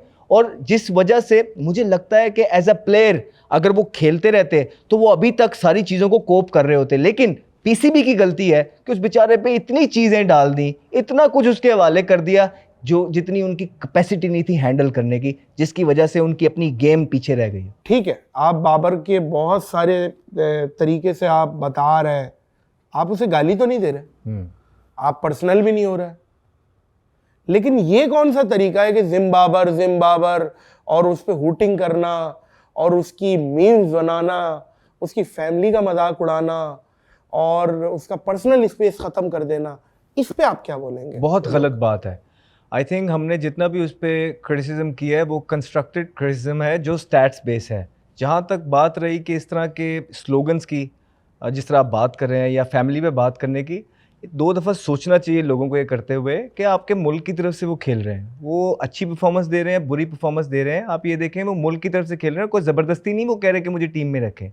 आपकी एक्सपेक्टेशंस होती हैं, बिल्कुल आप चाहते हैं कि आपके स्टार प्लेयर्स परफॉर्मेंस करें, लेकिन कभी कभार वो नहीं कर पा रहे होते, उनकी बस से निकल गई होती हैं आगे चीज़ें, कुछ ना कुछ मसले होते हैं। इसका कतई मतलब नहीं है कि आप फैमिलीज को बीच में लेके आए। आई थिंक ये बड़ी जाहिल हरकत है जो भी ये लोग करते हैं, बिल्कुल नहीं करनी चाहिए। बाबर आजम हो या कोई भी हो, किसी को फैमिली को, किसी को स्लोगन्स, किसी को नाम देना, हमारा दीन तो वैसे भी ये एक्सेप्ट ही नहीं करता है चीज़ें, ना हमें अलाउ करता है। तो ख्याल करें, अगर आपने जिस तरह उनकी, हमारा काम है देखें अपनी कौम को अवेयर करना क्रिकेट के स्टैट से कि भाई क्या हो रहा है। इससे आगे जो ये चीज़ें जिनकी आप बात कर रहे हैं, हम बिल्कुल इन्हें इंडोर्स नहीं करते। इनफैक्ट वो सब तमाम प्लेयर्स के साथ खड़े हैं इस चीज़ में जिनको इस तरह की चीज़ों का सामना करना पड़ा है। आई थिंक आपको करना पड़ा है, ये बड़ी अनएथिकल है। जी बिल्कुल करना पड़ा है। जी बिल्कुल। कोई ऐसा बदतमीज फैन जिसको मैनर्स नहीं है, उन्होंने आके कोई पर्सनल हो गए हो या बदतमीजी की हो या कोई अब्यूजिव वर्ड बोला हो, कभी ऐसा हुआ? नादिर भाई बहुत दफ़ा ऐसी चीज़ें हुई हैं। एज ए पब्लिक फिगर देखिए ये चीज़ें साथ साथ चलती हैं। मुझे याद आ रहा है सरफराज के साथ जैसे बदतमीजी हुई थी, याद है? उसके मुंह पे मजाक किसी ने उड़ाया था, बहुत गलत बात है। हम बिल्कुल इस चीज़ को इंडोर्स नहीं करते। इनफैक्ट रिक्वेस्ट करेंगे उन तमाम लोगों से कि प्लीज़ आप ये सब ना कीजिए। आप अच्छा खेलना, बुरा खेलना, आप सोशल मीडिया आपके पास है, तमीज़ से अपनी राय वहाँ पे दे दें, लेकिन ये स्लोगन्स करना, फैमिलीज़ को बीच में लेके आना, चाहे वो किसी भी मुल्क के प्लेयर की हैं, हम बिल्कुल इस चीज़ को इंडोर्स नहीं करते। आई थिंक बहुत अनएथिकल चीज़ है ये। अब आप मुतमईन है कप्तान से पाकिस्तानी क्रिकेट टीम? देखिए अब ओके हैं, आप खुश हैं? यार वेरी गुड। अब पाकिस्तान चैंपियंस ट्रॉफी भी जीतेगा, वर्ल्ड कप भी जीतेगा, T20 वर्ल्ड कप आ रहा है और तमाम सीरीज़ आ रही हैं, वो सब जीतेगा, आप खुश हैं? देखिए अर्ली डेज है रिजवान के लिए। अगर आप रिजवान की बात करेंगे तो अगर मैं ऑनेस्टली बात करूं, मुझे लगता है टैक्टिकली ग्राउंड के अंदर वो बाकियों से बेटर है। लेकिन यहाँ पे बात अब वो नहीं है नादिर भाई, बात इससे बढ़ गई है। बात ये है, मेरी तरफ देखें। जी सर। बात अब ये नहीं है, बात इससे आगे बढ़ गई है। मेरी तरफ देखें, बात इससे आगे बढ़ गई है। बात ये है कि अब जिस जगह पे पाकिस्तान की क्रिकेट टीम खड़ी है ना, अब ये जवान प्लेयर्स का टाइम है। अब आपने यंगस्टर्स इवॉल्व करने हैं। वो एक विजनरी इंसान कर सकता है, क्योंकि ये छोटा काम नहीं होता कि आप यंगस्टर्स को लेके आ रहे हैं और यंगस्टर्स को आपने इवॉल्व करना है। वहाँ आपने उनको, you have to be really honest first, ठीक है? आपने उनको पूरे पूरे मौके देने हैं, आपने उनको चांस देने हैं। एक लफ्ज़ जो है ना, एक गलत लफ्ज़ कप्तान की तरफ से या कोच की तरफ से, आपको पता है कि पूरी रात एक प्लेयर सोचता रहता है, तो आप सोचें कि कितना मुश्किल काम है प्लेयर्स इवॉल्व करना। तो क्या ये रिजवान कर पाएंगे कि नहीं कर पाएंगे? क्योंकि रिजवान भी उसी एजेंट के साथ हैं जिसके साथ बाबर थे, और रिजवान पहले भी सारे डिसीजंस जो बाबर लेता रहा है उसमें शामिल होते थे, और जो पहले उन्होंने डिसीजंस लिए हैं वो मुल्क के किसी काम आए ही नहीं। तो क्या रिजवान अब लक भी मैटर करती है? हो सकता है रिजवान की लक अच्छी हो, नसीब अच्छा हो। मैं कह रहा हूँ कि आते साथ ही अल्लाह करे कि चैंपियंस ट्रॉफी दरवाजे पे है, वो पहले चैंपियंस ट्रॉफी उठाए, होम से हमारा जो है चीज़ पहले ये उठाए, उसके बाद T20 वर्ल्ड कप उठाए, सारे इवेंट जीत जाए। मैं ये बोलता हूँ कि उसके लिए नीयत का खालिस होना बहुत ज़्यादा ज़रूरी है। क्यों? क्योंकि यंगस्टर्स इवॉल्व करने हैं। अगर पहले की तरह आप अपने फ्रेंड्स को वापस टीम के अंदर लाने के लिए वही पॉलिटिक्स खेलेंगे जिस तरह पहले खेली जा रही थी, तो उससे आप मुल्क का कोई फ़ायदा नहीं कर रहे। और हमें सारी चीज़ें नज़र आती हैं, पता लगता है। बच्चे नहीं हैं आप, लोगों को तो पागल बना सकते हैं, लेकिन हमारा काम ही यही है। हम बाहर ही इसलिए आए हैं क्योंकि अवाम को सारे हकाइक को बताएं कि चल क्या रहा है। जहां हमें लगेगा कि आप अच्छा काम कर रहे हैं, हम सबसे पहले आगे खड़े होंगे आपकी तारीफ़ करने में। लेकिन जहां हमें लगेगा कि आप जो है दोबारा से पॉलिटिक्स को क्रिकेट के अंदर लेके आ रहे हैं और अपने फ्रेंड्स को सेव करने की कोशिश कर रहे हैं, वो भी हम आवाम के आगे रखेंगे जिस तरह हमने पहले रखी। हम अपना काम करते जाएंगे सर, वो अपना काम करेंगे। इज्जत जिल्लत अल्लाह के हाथ में है, तो अल्लाह जानता है कि हमारी सिर्फ कोई किसी के साथ पर्सनल नहीं है, हमारा सिर्फ एक ही इशू है। हम चाहते हैं कि पाकिस्तान की क्रिकेट तरक्की करे, और जो अंदर बिहाइंड द सीन्स चीज़ें होती हैं जो आपको नहीं पता, जो यहाँ किसी को भी नहीं पता होंगी, अवाम को नहीं पता है, वो चीज़ें हम अवाम को बताएं कि अगर पाकिस्तान नहीं जीत रहा तो उसकी वजह क्या है। फिर अवाम डिसाइड करेगा कौन ठीक है और कौन गलत है, क्योंकि अवाम को डिस्गाइज किया जा रहा है सोशल मीडिया के थ्रू। वो आप बताएंगे का, मैं वहां एक ऐड कर रहा हूँ, वो आप अपने यूट्यूब चैनल पे बताएंगे। जी बिल्कुल। एक दफा फिर शाउट आउट, सब्सक्राइब कर लें अहमद शहजाद की यूट्यूब चैनल को, बेहतरीन तो सब्सक्राइबर बढ़ रहे हैं। अब आप इंग्लैंड की ऑडियंस को देखें, वो पढ़ी लिखी ऑडियंस है, उनको क्रिकेट का पता है। हमारे जो एक्स प्लेयर्स टीवी पे बैठते थे, अनफॉर्चुनेटली उन्होंने हमारे जो अवाम है जनरल, उनको ग्रूम नहीं किया क्रिकेट के बारे में। उनको सिर्फ एजेंडा बेस्ड, फेवरेटिज्म बेस्ड, किसी का प्लेयर कोई जानने वाला है, किसी की सलाम दुआ है, उसकी तारीफ करते जाना, और जो खुद को पसंद नहीं है उसकी बुराई करते जाना। हमने ये चीज़ नहीं करनी। हमने अपनी आवाम को एजुकेट करना है कि क्रिकेट है क्या, कैसे चल रही है, कौन अच्छा कौन बुरा, कौन सियासत कर रहा है, वजह क्या है। हमारी टीम जो अगर 7वें 8वें नंबर पे आ गई है, एक लेगेसी छोड़ी हुई है हमारे प्लेयर्स ने, तो ये 7वें 8वें पे आने की वजह क्या है, हम वो आवाम को बताएंगे। एक कामयाब आदमी के पीछे एक औरत का हाथ होता है। विराट कोहली की कामयाबी के पीछे अनुष्का का कितना हाथ है? देखिए, क्या लगता है? मुझे आप विराट कोहली से पूछे ना, उनके मैंने 4 से 6 से ज़्यादा स्टेटमेंट्स इस तरह के बड़ी बड़ी जगहों पे जहाँ उन्होंने दिए हैं। उन्होंने अपने मुंह से कहा है कि इन्होंने मुझे बहुत ग्रूम किया है। वो खुद कहते हैं कि मेरी सक्सेस के पीछे रिसेंट पास में जितनी भी, जब से अनुष्का जो उनकी मिसेस हैं उनकी ज़िंदगी में आई हैं, उनको 4 चांद लग गए हैं। आप खुद भी तो देखें ना सारी चीज़ें। तो अगर एक प्लेयर खुद कह रहा है और उसको अपनी सक्सेस का राज बता रहा है अपनी स्पाउस को, और मेरे ख्याल से वो बिल्कुल ठीक बात कर रहे हैं। एक बहुत वेल रिस्पेक्टेड रिप्यूट विमेन है वो, और उनको भी कभी कभार पॉजिटिव फैन फॉलोइंग हो रही है। सर, नेगेटिव हुई क्यों थी? किन लोगों ने? वही लोग जो अपने ही उनके मुल्क में जो विराट कोहली को ऊपर जाता हुआ फलता फूलता नहीं देख सकते, वो एक नेगेटिव प्रोपेगेंडा यूज करते हैं। फिर उसमें से जो थोड़े से और गंदे लोग होते हैं, वो फैमिलीज भी बीच में ले आते हैं। ठीक है, जिनका और कुछ नहीं बस चलता, वो फिर बीच में आके फैमिलीज भी ले आते हैं, और वहाँ पे उनको थोड़ा बहुत क्रिटिसिज्म उनकी मिसेस को भी उठाना पड़ता है। मैं फिर बात करता हूँ कि उन्होंने 12 दफ़ा बोला है कि उनकी मिसेस जो हैं उनकी सक्सेस का राज है, और एक बहुत वेल रिस्पेक्टेड विमेन है। हम सबको चाहिए, अगर किसी ने क्रिटिसाइज भी करना है, चाहे वो बॉर्डर के उस पार है चाहे वो बॉर्डर के इस पार है, आप फैमिली को सेपरेट रखें, आप उस प्लेयर पे उसकी परफॉर्मेंस पे क्रिटिसाइज करें। लेकिन पिछले दिनों ये हमारे पाकिस्तानी प्लेयर्स की वाइफ्स गई हुई थी टूर्नामेंट में और वो हार गई, तो इसमें भी क्रिटिसिज्म हो रहा था कि ये बिग बात को घर छोड़ो, किली की वजह से आ रहे हैं। यहाँ पे ये डबल स्टैंडर्ड क्यों है यार? नहीं फिर यहाँ नहीं, पे मैंने थोड़ी कहा क्रिटिसिज्म किया। नहीं, आपने नहीं किया। डबल स्टैंडर्ड तो तब होता ना जब मैंने फैमिली नहीं, आपने नहीं किया। मैंने नहीं किया। आपने नहीं किया। मैं एक बात कह रहा हूँ कि यहाँ पे ये भी हो जाता है। डबल स्टैंडर्ड नहीं है, वो लोग फैमिली को टारगेट करते हैं। अच्छा। जिनका बस नहीं चलता है वो फैमिली को टारगेट करते हैं। मेरा ख्याल है कि families has been kept out इस सारी चीज़ों से, उनको दूर रखना चाहिए। अगर किसी की फैमिली साथ जा रही है तो भाई मैनेजमेंट ने अलाउ किया ना, पीसीबी ने अलाउ किया, इतना ही मसला है तो पीसीबी मना कर दे, फैमिली नहीं जाएगी। सही है। तो फैमिलीज हमारे फैमिली का खर्चा पीसीबी उठाता है? नहीं, फैमिली का सारी जो खर्चा है वो प्लेयर खुद उठाता है। उनके ब्रेकफास्ट से लेके, उनकी टिकटिंग से लेके, सिर्फ जो होटल का रूम है वो आपके साथ वो मिल जाता है उनको, दैट इज इट। अदरवाइज सारी चीजें प्लेयर खुद करता है। आने वाले वक्त में इंडियन टीम का कौन कप्तान होगा और तगड़ा कप्तान होगा अहमद शहजाद के पॉइंट? देखिए, मुझे लगता है कि टेस्ट टीम के अंदर जो जायसवाल है, he has a very very bright future। Jaspal Bhatti opener आए हैं, जायसवाल। अच्छा, वो तो कॉमेडी होते हैं, सॉरी बात में। ओपनर आए, जायसवाल आए हैं, उनके ओपनर अच्छा। बड़े सॉर्टेड लगते हैं। बड़ी छोटी जगह से उठ के जो है ना, क्रिकेट ग्राउंडों में देखा करते थे, मुंबई की सड़कों से उठ के पर्थ के ग्राउंडों तक का सफ़र जो उन्होंने तय किया है, और वहाँ पे अभी जो 100 लगाए उन्होंने, सेंचुरी मारी है, I think that was phenomenal. वो एक ऐसे प्लेयर लगते हैं कि टेस्ट के अंदर स्पेशली मुझे लगता है कि वो रोहित शर्मा के बाद या बुमराह के बाद वो लीड करेंगे। जसपाल आपने एकदम नाम रख लिए, लेकिन वो भी है पांड्या डांडिया, क्या नाम है वो भी नहीं आपको लग रहा कि वो जसपाल इतना पंट है, और वो सुनील शेट्टी का दामाद है, वो राहुल, वो भी नहीं। नहीं, मुझे नहीं सब। लगता। मुझे लगता है कि रोहित शर्मा के बाद ओडीआई के अंदर जो है ऋषभ पंत एक ऐसी चाहिए, या सूर्य कुमार यादव एक ऐसी चॉइस हो सकती है जो ओडीआई या टी20 के अंदर ये कप्तानी की जिम्मेदारी आगे भारत के लिए संभालेगी। टेस्ट के अंदर जो है जायसवाल आई थिंक उनका कप्तान बनेंगे रोहित के बाद, ये आप देख लीजिएगा। पक्की बात है। मतलब मुझे लगता है आपकी बातें पक्की होती हैं। आप सर, आपकी काली जबान है, मुझे ऐसा लगता है आप जो बोलते हो वो हो जाता है यार। या तो ये काली जबान है, या क्रिकेटिंग नॉलेज या फ्यूचर इतना देख रहे हैं आप कि वो हो जाता है। कुछ लोग मुझे कहते हैं कि जो कमेंट्स वगैरह में सारी चीज़ें कि आप भारत की टीम को इतनी प्रेजिंग क्यों करते हैं, आप इतना जो है ना उन पे क्यों इतना।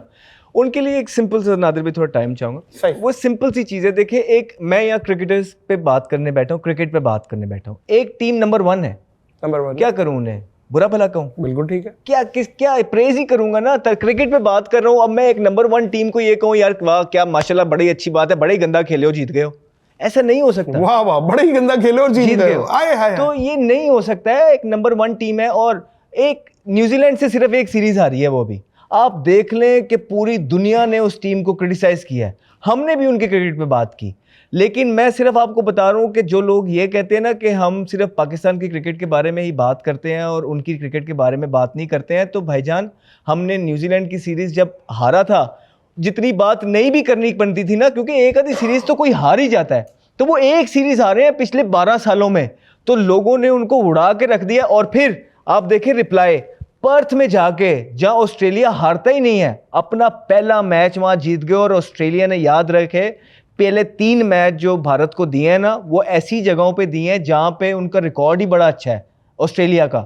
लेकिन अब आप कमबैक चेक करें उस टीम का जो नंबर 1 टीम है, कि वो यहां से इतना क्रिटिसिज्म लेके गई है, अभी न्यूजीलैंड से हार के पूरी दुनिया ने उनको क्रिटिसाइज किया है और उनके अपने जो एक्स प्लेयर्स हैं वो राइट ऑफ कर बैठे थे भारत की टीम को। लेकिन आप चेक करें, वो चुप करके बैठे रहे, उन्होंने अपनी स्ट्रेटजी बनाई, ऑस्ट्रेलिया में जाके, ऑस्ट्रेलिया के अंदर, पर्थ के अंदर उन्होंने पहला जो है ना अपना झंडा गाड़ दिया। तो आप किस तरह इस टीम की बुराई कर सकते हैं? सर मैं इसमें ऐड करता चलूं, कुछ लोगों को समझ नहीं आता, वो बोलते हैं डॉलर का चक्कर है बाबू, मेरे पे मीम्स अक्सर बनती हैं, इंडिया का कुछ बताएं, बहुत बोलता है ये इंडिया, इसका तो चूल्हा इंडिया से चलता है। अरे मेरे भाई, जाहिर है उनकी ऑडियंस बड़ी बहुत ज़्यादा है, उन पे हम बात करते हैं, आई बॉल्स बहुत ज़्यादा है, लेकिन जो एम एस शहजाद बात कर रहे हैं, आप समझे कि यार जो चीज़ वो सही कर रहे हैं, अच्छा कर रहे हैं, उनको अप्रिशिएट तो करेंगे। अभी ये चैंपियंस ट्रॉफी में जो 2 नंबरी और वो कर रहे हैं हरकतें, उस पर हम सब सख्त उनको जवाब दे रहे हैं और बद्दुआएं दे रहे हैं, लेकिन जो चीज़ उनकी अच्छी है वो तो अच्छी है। मैं ऐड करना चाहता हूं, बॉलीवुड में माधुरी दीक्षित अच्छी है, माने आप बात को। मैं कहाँ चला गया? मैं ऐड करना चाहता हूँ। देखिए कि हमें यहाँ भी डिफरेंस रखना है। कुछ लोग ये कर रहे हैं कि चैंपियंस ट्रॉफी पे ना आने की वजह से उनके प्लेयर्स को टारगेट कर रहे हैं। इसमें प्लेयर्स का कोई हाथ नहीं है। विराट कोहली खुद चाहता है यार आगे खेलना, यहाँ पे कौन नहीं चाहे, रोहित शर्मा खुद आना चाहता है, सूर्या की बिरयानी खानी है, सूर्य कुमार यादव जो है उनका भी एक छोटा सा क्लिप किसी बच्चे ने बनाया जिस तरह सरफराज का बना था, उसने कहा यार हमारे हाथ में, तो ये है भाई, अगर किसी ने कुछ कहना है तो उनकी गवर्नमेंट से बात करें, उनको बुला बुला कहें। वहां के प्लेयर्स को डिसरिस्पेक्ट करना आपका बनता ही नहीं है। वो अपनी टीम में खेल रहे हैं, अपनी टीम के लिए बेस्ट कर रहे हैं, नंबर 1 टीम उन्होंने लाके खड़ी कर दी है, तो इट मीन्स कि वो बिग बॉयज हैं, उनका दुनिया में एक नाम है। अगर आपको कोई शिकायत है चैंपियंस ट्रॉफी की, तो भाई आप उनके क्रिकेट बोर्ड को कहें, उनकी गवर्नमेंट को कहें, प्लेयर्स की डिसरिस्पेक्ट ना करें आप। सर एक हमारा सेगमेंट है थिथ एंड थैथ, हमें इंग्लिश नहीं आती तो आप समझ रहे, थिथ एंड थैथ, वो जरा कुछ बता दें। हार्ड हिटर सेलेक्ट करें, एक आपने सेलेक्ट करना है, शाहिद अफरीदी या डेविड वार्नर? शाहिद अफरीदी। शाहिद अफरीदी या डेविड मिलर? शाहिद अफरीदी। शाहिद अफरीदी या युवराज सिंह? शाहिद अफरीदी। शाहिद अफरीदी या AB de Villiers? Shahid Afridi. Power hitter की बात कर रहे हैं भाईजान, कमेंट में गालियां तो नहीं आ रही। नहीं, पावर हिटर एबी डिविलियर तो पास भी नहीं है शाहिद भाई के पावर हिटिंग में। एबी डिविलियर 360 डिग्री बैट्समैन है, वर्ल्ड का दुनिया का सबसे बड़ा बैट्समैन है, लेकिन पावर हिटिंग में शाहिद भाई का छिक्का उससे ज्यादा दूर जाएगा। सुने, शाहिद अफरीदी या सनत जयसूर्या? शाहिद अफरीदी। शाहिद अफरीदी या यूसुफ पठान? शाहिद अफरीदी। बड़ा इजी से आपने बनाया, बड़ी बात है, लेकिन यूसुफ पठान के बारे में कहा गया है उसकी कुछ बॉलें चांद पे भी पकड़ी गई हैं, वो इतने लंबे लंबे मारता है। Shahid Afridi Chris Gayle. Chris Gayle. आए शाहिद भाई मैं क्या कहूँ यार, Chris Gayle is a different universal beast. Boss. He's a good friend of mine, ठीक है, but he's a different beast. उसके जैसा T20 क्रिकेट में कोई आया ही नहीं, ना आएगा। क्रिस गेल या हार्दिक पांड्या? क्रिस गेल, ये तो हार्दिक पांड्या से भी पूछेंगे तो वो यही कहेगा क्रिस गेल। क्रिस गेल या Rohit Sharma? Chris Gayle. Chris Gayle या Glenn Maxwell? Chris Gayle. Chris Gayle या Pollard? Chris Gayle. Chris Gayle या वो ब्रेथवॉट, हाँ वो जो 4 मार दिए थे? वो सब उसके शागिर्द हैं। किस चीज के? पावर रेटिंग के। वो नाइट लाइफ भी बड़ा, हर चीज में। पार्टी एनिमल, हर चीज में। क्रिस गेल या सईद नहीं, ये कोई और आ गया, वो क्रिस गेल जीत गए भाई। Andre Russell. भाईजान आ जाए जी फास्ट बॉलर्स। फास्ट बॉलर्स में आ जाए वसीम अकरम या मैकग्रा? पहले ही जो है ना आपने ऐसा गेम डाली है। हाँ गेम डाल दी है मैंने, बहुत बड़ी गेम डाली है। वसीम अकरम। वसीम अकरम या वकार यूनुस? वसीम अकरम। वसीम अकरम या शेन बॉन्ड? मेरा फेवरेट बॉलर है शेन बॉन्ड, लेकिन इंजर्ड हो गया, खेला कम वो। वसीम अकरम। वसीम अकरम या बुमराह? वसीम अकरम। सर ये कुछ ज्यादा ही उफ नहीं कर रहे वसीम अकरम बुमराह से? तो नहीं, बुमराह भी टॉप का बॉलर है इस टाइम पे। अब हो गया है, हाँ, अब हो गया है, वर्ल्ड क्लास तख्ता है वो, मैं तो उसे तख्ता बोलता हूँ।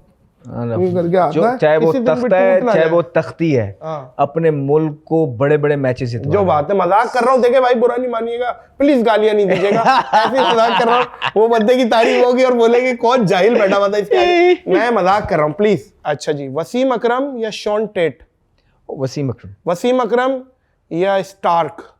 वसीम अकरम। वसीम अकरम। बहुत मुश्किल कर रहा हूँ मैं, इंतहाई मुश्किल। राणा नवेद? नहीं, no disrespect, Rana was a good bowler. आपका ये बड़ा आसान सा सेगमेंट था। वसीम अकरम इन सब बॉलर से बेहतरीन बॉलर। सर स्पिनर्स में आ जाए, शेन वॉर्न या Anil Kumble? Shane Warne. Shane Warne या मुरलीधरन? मुरलीधरन। मुरलीधरन या सुनील नारायण? मुरलीधरन। मुरलीधरन या दूसरे का मालिक सकलैन मुश्ताक? मुरलीधरन। मुरलीधरन या डैनियल विटोरी? मुरलीधरन। मुरलीधरन या सईद अजमल अपने पीक पे? मुरलीधरन। मुरलीधरन या अब्दुल कादिर? अब्दुल कादिर। अब्दुल कादिर या जैम्पा? अब्दुल कादिर। अब्दुल कादिर या हरभजन सिंह? अब्दुल कादिर। अब्दुल कादिर या अनिल कुंबले? अब्दुल कादिर। अब्दुल कादिर या राशिद खान?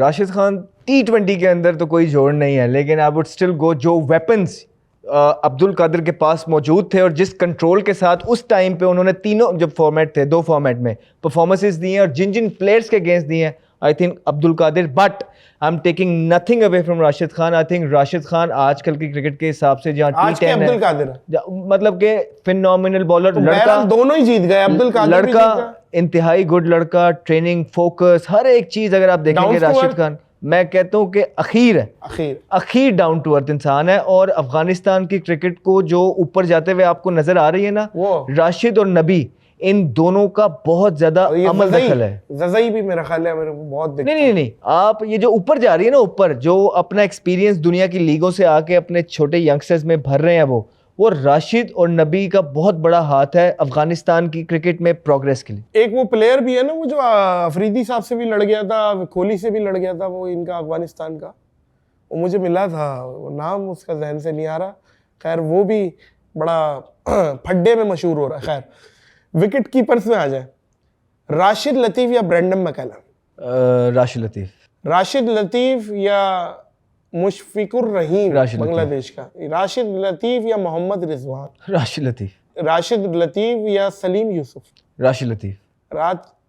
असल में चालिया कहा के फम्बल हुए राशिद लतीफ़ या ऋषभ पंत? हंसे में आइटम हिट हो रहा है, हंसे आप, ये मैं 2 दफा लगाऊंगा। राशिद लतीफ़ या Rishabh Pant? Rashid Latif as a keeper. Rashid Latif या Kamran Akmal? Rashid Latif as a keeper. Kamran Akmal के बारे में मैंने एक बात की थी, क्या? कि उसने मुश्किल कैच पकड़े और आसान कैच छुटे। राशिद लतीफ़ या संगाकारा? संगाकारा। संगाकारा या गिलक्रिस्ट? Adam Gilchrist. गिलक्रिस्ट या Brad Hayden? Adam Gilchrist. Adam Gilchrist या धोनी? अगर खूबसूरती में देखेंगे तो एडम हमने रिश्ता गिलक्रिस्ट। लेना है उनसे। हम विकेट कीपर में देखेंगे, खूबसूरती में देखेंगे, और हम दोनों नर हैं, हमें क्यों खूबसूरती देखनी? MS मर्द की धोनी- खूबसूरती तो पैसा है। MS धोनी का एक अपना स्टाइल था जिसमें उन्होंने महारत हासिल की, और ना सिर्फ महारत हासिल की, नाम बनाया। आई थिंक MS धोनी के साथ मैं जाऊंगा। MS Dhoni is a winner. Fielders में आ जाए, बेस्ट फील्डर्स, जॉन्टी रोड्स या शादाब खान? Jonty Rhodes. देखिएगा, जॉन्टी रोड्स जीतेगा, देखिएगा। जॉन्टी रोड्स या Shahid Afridi? Jonty Rhodes. Jonty Rhodes या AB de Villiers? Jonty Rhodes. Jonty Rhodes या Shoaib Malik? Jonty Rhodes. Jonty Rhodes या Fawad Alam? Jonty Rhodes. Jonty Rhodes या फिलिप्स, ग्लेन फिलिप्स? अच्छा फील्डर है but Jonty Rhodes. Jonty Rhodes या Brendon McCullum? Jonty Rhodes. Jonty road winner है। मैं कह रहा था ना, मान ले यार, हमारी भी कोई क्रिकेटिंग नॉलेज है। हम खेले नहीं है तो इसका क्या मतलब है, हमारी भी नॉलेज है।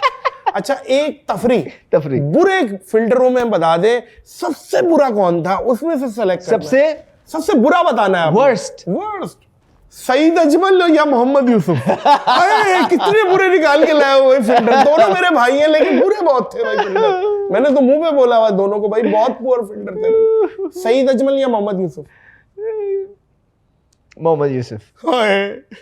मोहम्मद यूसुफ या मोहम्मद इरफान लंबा? बहुत बुरा था भाई। मोहम्मद यूसुफ। मोहम्मद यूसुफ जीत रहे हैं। मोहम्मद यूसुफ या राना नवेद? राणा नवीद। राना नवेद माशाल्लाह इतने बुरे। अच्छा, राना नवेद या हसन अली? असल में हसन अली का जो एक स्कैंडल है ना, जो उसने वर्ल्ड कप छोड़ा था, उसकी वजह से तमाम बेचारे पे आ रहा है, जाहिर है ये नाम आ गया यहाँ पे, बुरों में आ गया। राना नवेद या हसन अली? राणा। अपना राना या कामरान अकमल? कामी भाई तो कीपर है ना, फील्डर है ही सर नहीं। उन्होंने भी तो राणा। कम तो नहीं छोड़े। मिसेस रॉस टेलर का खिताब ऐसे थोड़ी मिला था। अच्छा, राणा आ गए। राणा या वीरेंद्र सहवाग? वो भी बहुत बुरे थे भाई। वीरेंद्र सहवाग है ना? वीरेंद्र सहवाग या सईद अनवर? सईद अनवर। देखिए कितने निकाल के ला रहा हूँ, कितने मैं मुश्किल निकाल के ला रहा हूँ। मतलब सईद भाई के बारे मेरी में तो टीम हाँ बुरों में ढूंढ रही है। मतलब सईद भाई के वंडरफुल क्रिकेटर, हमारे इंस्पिरेशनल थे और सारी चीजें। लेकिन फील्डिंग के बारे में ये था कि उस टाइम इतनी सख्ती नहीं थी, तो वो जब अपनी बारी ले लेते थे ना तो फील्डिंग में ही नहीं जाते थे, कोई पेट वगैरह पकड़ के बैठ जाते थे, जाइए जरा, वो 12वां खिलाड़ी अंदर उनकी जगह पूरा मैच में। ये बात बोली है कि मोस्ट अनफिट प्लेयर। अच्छा जी, सईद अनवर या Sohail Khan? Sohail Khan is the winner. अबे नहीं, एक और है, सुन ले।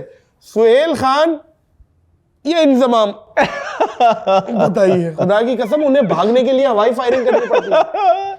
But he was very good in slips. इनजी को अगर आप देखेंगे तो वो स्लिप्स में अच्छे थे। I think Sohail Khan. हाँ। अच्छा, इन प्लेयर्स का क्या फ्यूचर है? मतलब आपने वो बताना है जेन्युइनली कि यार मुझे नहीं लग रहा या मुझे लग रहा है कि बहुत ब्राइट है या नॉर्मल है या कोई करियाने की दुकान खोल लो कहीं। ठीक है। Saim Ayub? Good future. Salman Agha? Red ball cricket में? खुशदिल शाह? खोल ले अखरोट की दुकान?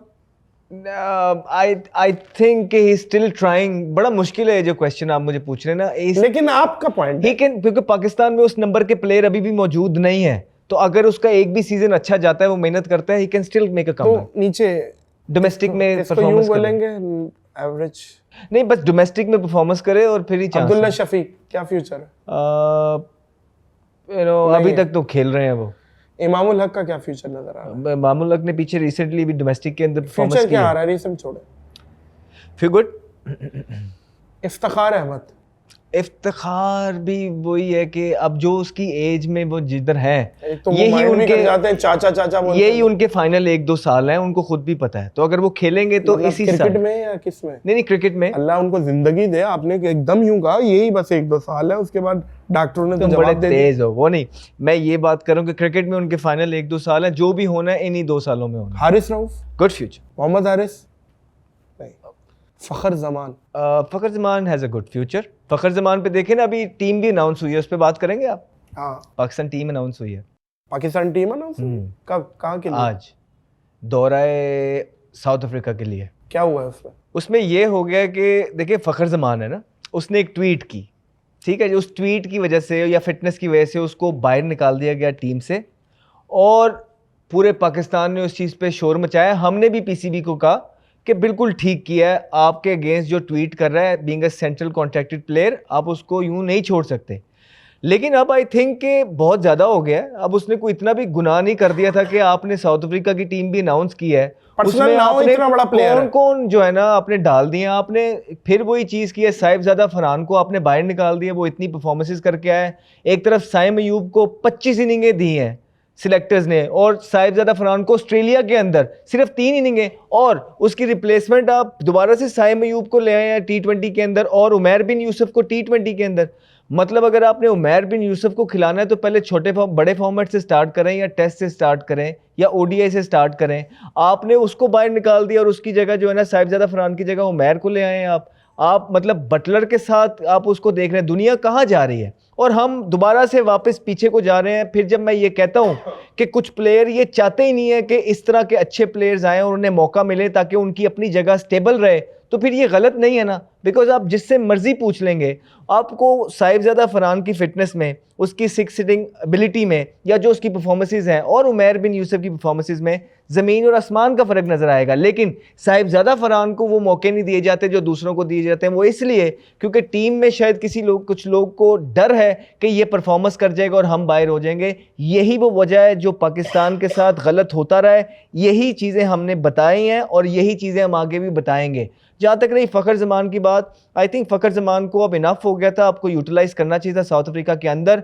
जो भी उन्होंने गलती की उसको सज़ा मिल गई थी उस चीज़ की। अब क्या उसको फांसी तो नहीं लगानी है यार आपने? आपका एक अच्छा प्लेयर है, आपका एक ही तो प्लेयर है कि जो अच्छे स्ट्राइक रेट से खेल रहा है। आप उसको चैंपियंस ट्रॉफी से पहले इस सीरीज़ में डाल के कॉन्फिडेंस में लेके आते। लेकिन ये सिलेक्शन कमेटी जो ये नई भी आई है, इस तरह की सिलेक्शन कर रही है कि बिल्कुल समझ से बाहर है, कि जो यकीन जाने को ऐसी चीज़ें हो रही हैं कि समझ से भी बाहर है। शादी कब कर रहे हैं? कितनी करूं, कर तो ली। दूसरी की बात कर ना एक शादी एक ही अच्छी हमारी। मुझे आप फोन पे बता रहे हैं यार रिश्ता देख लो। कसम खा ले। हैं? कसम खा। आपकी जान की कसम। यार आप कमाल करते हैं यार अहमद भाई। मुसलमान शुरू ही 2 शादियों से होता है। देखिए मेरी बात सुने, जो नीड है ना, नीड उस पर भी तो है। मेरी नीड नहीं है। I am really happy with one.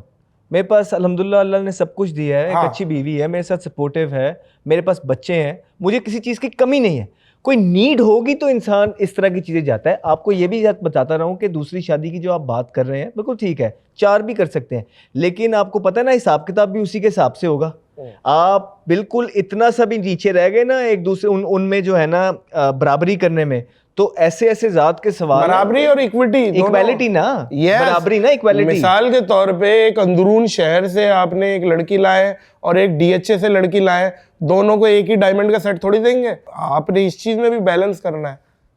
तो सर बात इतनी सी है कि वो लोग दूसरी शादी ज़रूर कर लें जिनको उस चीज़ की ज़रूरत है। मुझे अल्हम्दुलिल्लाह इस चीज़ की ज़रूरत नहीं है। I am really happy with one, और बहुत खुशी से चीज़ें चल रही हैं। बिल्कुल ठीक है, बिल्कुल ठीक है। ये एक बहुत अच्छी बात है कि आप एक तकिया कर रहे हैं एक वाइफ के साथ और आप लॉयल्टी के साथ उसके साथ ज़िंदगी गुजार रहे हैं। ये एक बहुत अच्छी बात है। देखिए कदर भी तो करनी है ना नादिर भाई। जब अल्लाह ताला ने आपको एक अच्छा स्पाउस दिया है तो फिर आप किस तरह इस तरह की चीज़ें करके किसी के दिल तोड़ सकते हैं, और सिर्फ इसलिए कि फ़ैशन है या इसलिए कि इस्लाम ने इजाज़त दे दी है और आपको नीड नहीं है। हाँ, अगर आपको लगता है कि इसकी वजह से आप गुनाहों की तरफ बढ़ रहे हैं तो फिर तो पहली फुर्सत में जो है ना आपको दूसरी शादी कर लेनी चाहिए, क्योंकि गुनाह नहीं करने। लेकिन अगर आपको लगता है कि आपकी सारी ज़रूरतें पूरी हो रही हैं तो फिर you good enough with one. Sir embarrass नहीं करना चाह रहा मैं आपको, लेकिन जिसकी जो बात है मोअज़्ज़िज़ ख़वातीन व हज़रात वो हाईलाइट होनी चाहिए। फाउंडेशंस के बारे में और देने लेने के बारे में माशाल्लाह अहमद भाई का हाथ अल्लाह तबारक व तआला ने बड़ा खुला और वसी रखा हुआ है।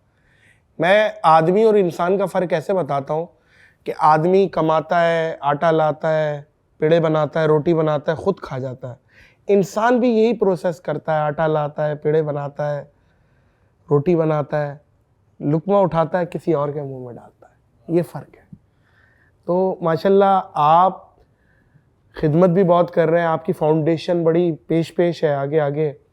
तो इस पे क्या आपके फ्यूचर प्लान्स हैं अपनी फाउंडेशन को लेके, और कौन सी मार्केट को टारगेट कर रहे हैं आप, क्या करना चाह रहे हैं, कुछ बताएं आपने। देखिए जो सारी मेरी फाइनेंशियल चीज़ें हैं ना उसको तो नादिर भाई एक साइड पे रख देना, वो तो मेरी ज़िंदगी का एक आसान माशाल्लाह अरशद नदीम को भी आपने बहुत बड़ा प्राइज़ दिया और अभी मुझे ये भी पता चला है आपकी टीम से, बाबासुख ज़राए से, कि आप एक यूट्यूबर है नादिर अली, उसको भी अनाउंस कर रहे हैं कि यार उसने जितनी एफर्ट की है और जितना एक एंटरटेनमेंट प्रोवाइड किया है, आप कुछ मेरा ख्याल है 5 मिलियन का चेक देना चाह रहे हैं, कुछ क्या करना चाह रहे हैं? जान हाजिर है, मसले वाली बात अरे ये बात है, बात दबा दो, ऑर्डर लगाओ जी, ऑर्डर लगाओ, तो काफ़ी है। बात इतनी है कि देखिए, जब मैं छोटे से बड़ा हो रहा था तो इमरान भाई की जो फाउंडेशन थी, इमरान खान की, उससे मैं जो वो काम कर रहे थे मैं उनसे बहुत इंस्पायर था।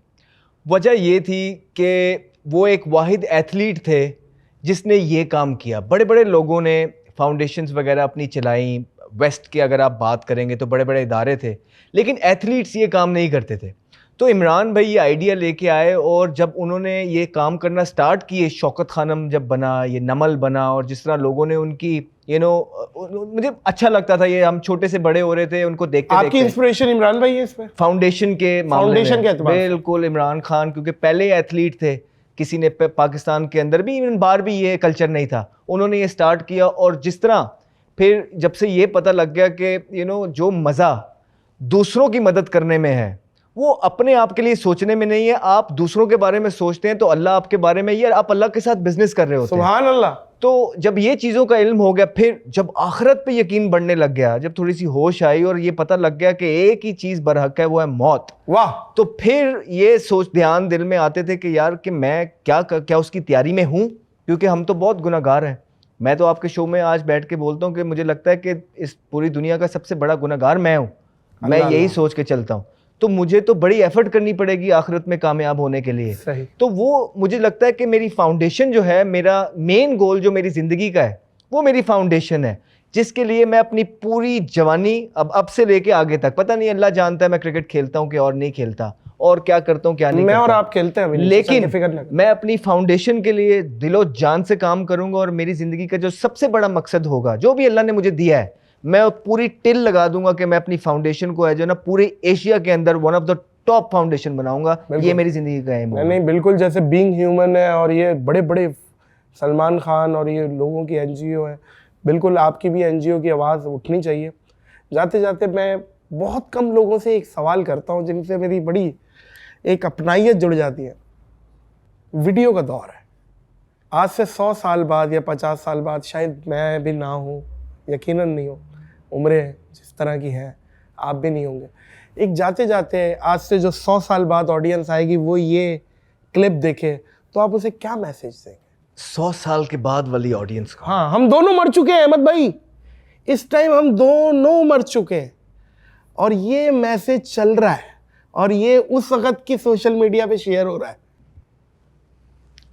देखिए, मुझे लगता है कि 100 साल बाद आने वाले लोग जो है ना, अपनी फैमिली वैल्यूज़ से बहुत ज़्यादा दूर हो जाएंगे, क्योंकि जिस तरह आजकल वीडियोस के जो दौर हैं, जिस तरह आप बात कर रहे हैं, बच्चे गैजेट्स पे हैं, तो उसमें एक चीज़ जो मिस होती जा रही है वो फैमिलीज़ की वैल्यूज़, माँ बाप की इज़्ज़त करना, बड़ों की इज़्ज़त करना, और सिर्फ अपने अपने सोचने पे रह जाएंगे। तो मैं चाहता हूँ कि अगर आज से 100 साल बाद कोई मेरी ये वीडियो देखे तो वो ये ज़रूर याद रखे कि ये चीज़ें अभी से स्टार्ट हो गई हैं। अपने ये जो जब से इलेक्ट्रॉनिक्स आए हैं, गैजेट्स आए हैं, वो ये चीज़ें जो फैमिली वैल्यूज़ हैं दूर करती हैं। आप लोग ये ना करिएगा। मुझे पता है आप लोगों के लिए बहुत मुश्किल होगा जब मुझे 100 साल के बाद कोई भी सुन रहा होगा ये चीज़ें देख के, लेकिन आप लोगों ने जो है अपने माँ बाप की इज़्ज़त करनी है, अपनी फैमिली वैल्यूज़ को नहीं छोड़ना है। जितनी मर्जी चांद पे दुनिया पहुंच जाए, लेकिन अपने पैदा करने वालों को नहीं भूलना है। वहीं पे आपका सब कुछ है, क्योंकि ये याद रखिएगा, जिस तरह मैं आज यहाँ बैठ के बात कर रहा हूँ कि मौत बरहक है, उस टाइम भी यही बात होगी कि मौत बरहक है। और जो लोग अपनी फैमिली वैल्यूज़ भूल जाते हैं, अपने माँ बाप को भूल जाते हैं, उनकी इज़्ज़त और कदर करना भूल जाते हैं, ये माशरा उनको भी भूल जाता है। तो आप लोगों ने ऐसा नहीं करना है। मेक श्योर करना कि जिन लोगों ने आपको पैदा किया, अपने माँ बाप, उनको जो है ना सदा सर आंखों पे बिठा के लेके चलना है। इंशाल्लाह ताला जो सक्सेस है वो आपके कदम चूमेगी। क्या बात है। और मैं भी एक मैसेज दूंगा ये हाथ जोड़ के कि 100 साल गुजर गए, मैं मर चुका हूँ, बस मुझे अपनी दुआओं में याद रखिएगा। अल्लाह मेरी मगफरत कर दे, आमीन। दुआओं में याद रखिएगा। आमीन। बहुत बहुत शुक्रिया अहमद शहजाद, आपके आने का बहुत शुक्रिया। अल्लाह आपको मज़ीद तरक्कियाँ दे, अल्लाह आपको सुरखाब के पर लगाए। ये टीम में आना ना आना छोटी बात है, अहमद शहजाद बन गया, ये मेरी बात याद रखिएगा। और आ जाते हैं तो अच्छी बात है, नहीं आते तो मैं समझता हूँ आपने अपनी नेक नियति के साथ जो सर्विसेज देनी थी आप दे चुके हैं। अब आप जो बोल रहे हैं ना, यही बहुत बड़ी सर्विस है कि आप हक और सच को आप तफरीक कर रहे हैं। अल्लाह इसमें इस्तकामत दे आमीन और अल्लाह आपकी फैमिली को खुश रखे, सेहत व तंदुरुस्ती दे। आमीन। और बस इस पॉडकास्ट को, बहुत अच्छी पॉडकास्ट के लिए मैं एक बात कहता हूँ कि इस पॉडकास्ट को ख़त्म नहीं, ब्रेक लगा रहा हूँ। ठीक, ज़िंदगी रही तो कहीं रिज्यूम करेंगे। ज़रूर ज़रूर। मौजूद ख़वातीनो हज़रात, इस पॉडकास्ट अब आप मेरे YouTube पे आएंगे ना, ठीक है ना। मैं आपके पास 2 दफ़ा आ गया हूँ, नेक्स्ट टाइम अब ये आपके YouTube के तरफ से मैं कह रहा हूँ कि आप मेरे YouTube जब बोलेंगे, और ज़िंदगी की वो बातें करूँगा मैं जो शायद मेरी वालदा को या मेरी वाइफ को पता है, डन, किसी को नहीं पता। डन। मैं बहुत सारे मामलात से पर्दा उठाऊंगा। मौजूद ख़वातीनो हज़रात, इस पॉडकास्ट को यहीं ब्रेक लगाएंगे, इस दुआ, इस यकीन, इस अपनेपन के साथ कि अपना और दूसरों का बहुत ख्याल रखिएगा। मुझे और अहमद शहजाद लेजेंड को दीजिए इजाज़त। अल्लाह हाफ़िज़।